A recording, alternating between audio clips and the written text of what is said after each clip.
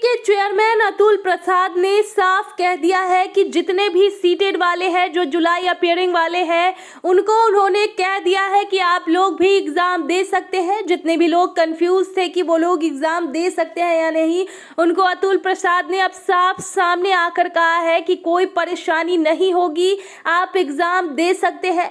वो शिक्षक अभ्यर्थी को लेकर बहुत कुछ कह रहे हैं, तो आप भी सुनिए क्या कुछ कह रहे हैं बीपीएससी के चेयरमैन अतुल प्रसाद इस वीडियो में। दीक्षांत एडुटेक लाया है दीक्षांत सी लर्निंग ऐप। बने दीक्षांत का चैनल पार्टनर और अर्न करें लाखों रुपए प्रति महीने। चैनल पार्टनर बनने के लिए विजिट करें www.dikshans.com। हमने ये नहीं कहा था कि पात्रता संबंधी परीक्षा के लिए ये लागू होगा। मैंने ये कहा था अर्हता संबंधी परीक्षा के लिए, और ये कुछ सोच समझ करके ही कहा गया था। ये नहीं कि मैं पात्रता संबंधी परीक्षा के लिए नहीं ये छूट देना चाहता था। मैं छूट तो मैं सबके लिए देना चाहता हूँ, लेकिन छूट देने का अधिकार जो है वो सरकार का है। बिना सरकार की अनुमति के उसकी कोई घोषणा नहीं की जा सकती है, और इसीलिए मैंने अर्हता संबंधी कोई भी परीक्षा के लिए ये घोषणा किया था। कुछ नासमझ लोग अपनी नासमझी में या अति उत्साह में आकर के इसको ये लोग पात्रता संबंधी परीक्षा पर भी मान बैठे।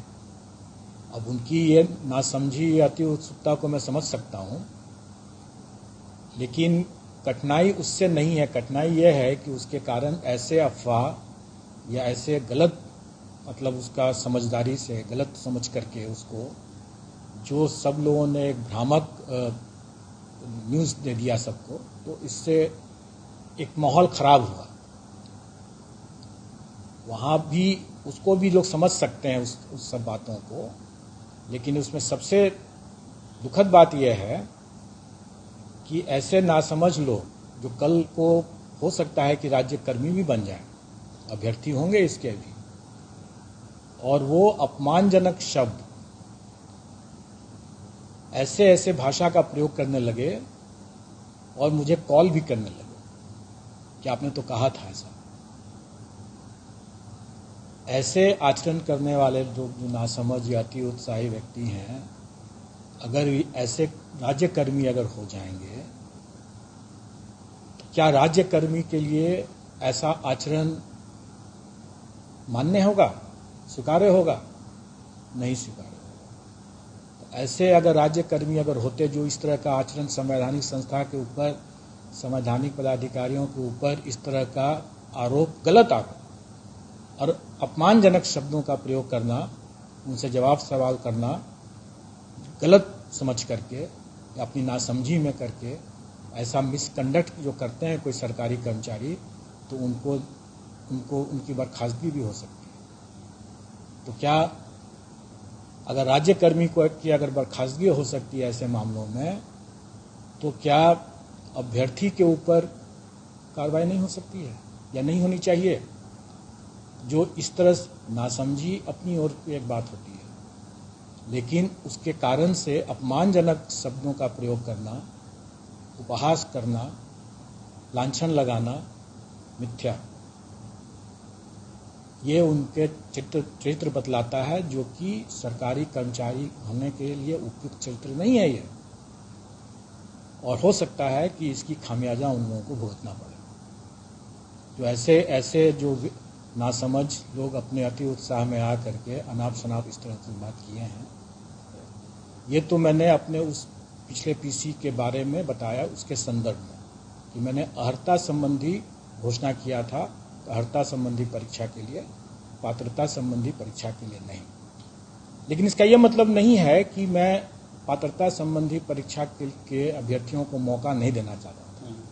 मौका जरूर देना चाहता था, लेकिन उसका निर्णय राज्य सरकार को ही करना था, और जब तक राज्य सरकार उसकी घोषणा नहीं कर देती है, तब तक उसको ऐसा मौका मेरे स्तर से देना संभव नहीं है। मैं चाह करके भी वैसा मौका नहीं दे सकता।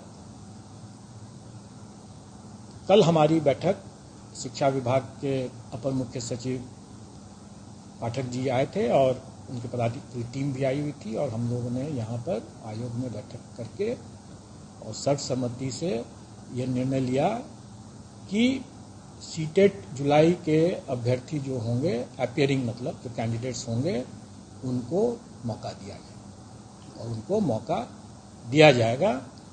और ये अधिसूचना निर्गत हो गई है और इसीलिए मैं इसकी घोषणा भी कर रहा हूँ। दूसरी बात कि यह परीक्षा जो है ये 20 अगस्त को होने वाली है और हमारी परीक्षा टीआरई की जो परीक्षा है वो पूर्व से घोषित है 19, 20 और 26, 27। तो अब मैं समझ सकता हूं कि अगर सीटेट अभ्यर्थी को अगर मैं अपनी सीटेट की परीक्षा अगर 20 तारीख को देंगे और हमारी परीक्षा भी अगर 20 तारीख को है तो फिर से एक टकराव की स्थिति उत्पन्न होती है। और चूंकि वो सीटेट की परीक्षा राष्ट्रीय स्तर की परीक्षा है, इसलिए मैं अपनी परीक्षा को की तिथि में थोड़ा परिवर्तन करूंगा और ये परिवर्तन करके मैं उसको 4 दिन लगातार कर दूंगा। मतलब कि जो अभी 26, 27 है, 19, 20 और 26, 27 है, तो उसको बदल करके 24, 25, 26, 27 4 दिन लगातार वो परीक्षा हो जाएगा, जिससे कि किसी को कोई कठिनाई नहीं होगी।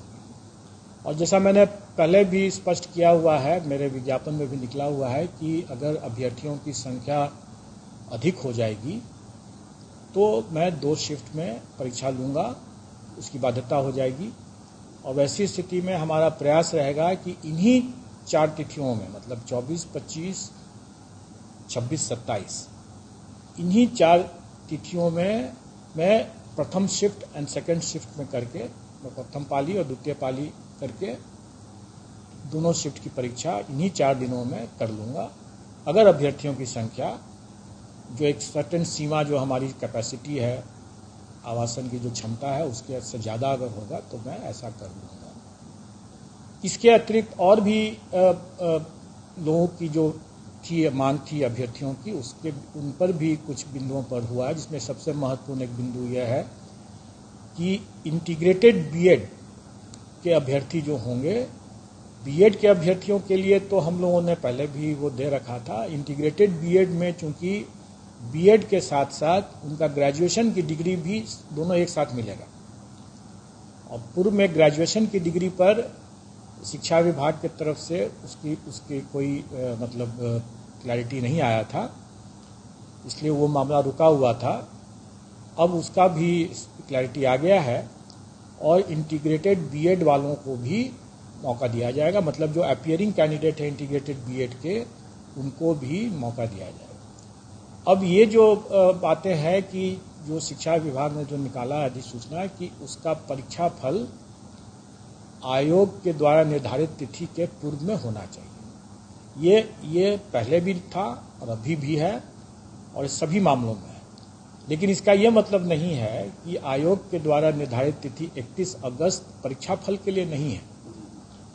31 अगस्त जो है वो आयोग के द्वारा निर्धारित की गई ये तिथि जो है, ये भी शिक्षा विभाग के साथ परामर्श करके ही ये तिथि निकाली गई है, ये परीक्षा देने की, क्योंकि ये अनुमान लगाया जाता है। और जैसा कल हम लोगों ने पूछा भी, सीटेट के भी पदाधिकारी आए थे, उनसे भी पूछा कि आपकी जो परीक्षा 20 अगस्त को होगी तो उसका परीक्षा फल आप कितने समय में दे सकते हैं। तो उन्होंने बताया, अपना एक समय बताया, तो हमने देखा है कि हमारा भी परीक्षा फल जो है वो उसी के आसपास या उसके बाद ही आएगा, उसके पहले नहीं आएगा। इसलिए हम लोग 31 अगस्त का जो डेट रखे हुए हैं वो परीक्षा में अपीयर होने का डेट है। तो सीटेट के परीक्षार्थी जो 20 अगस्त को जो परीक्षा देंगे वो आराम से दे सकते हैं और टीआरई की परीक्षा भी वो 24, 25, 26, 27 को दे सकते हैं।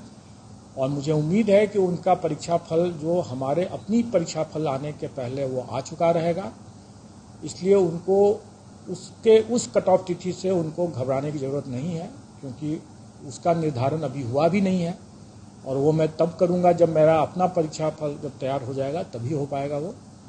उसके पहले उनका आ जाना चाहिए, हमारे परीक्षा फल के निकलने के पहले उनका आ जाना चाहिए।